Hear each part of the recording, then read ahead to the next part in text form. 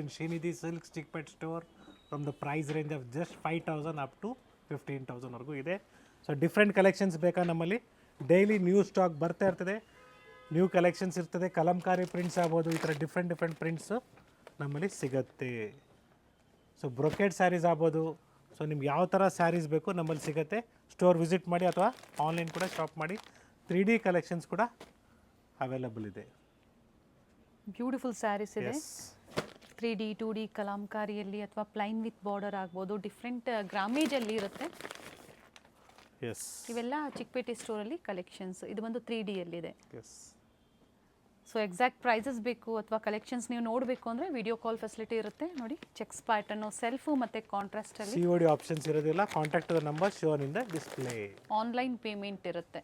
So trust ಮಾಡಿ online shopping ಮಾಡ್ಬೋದು.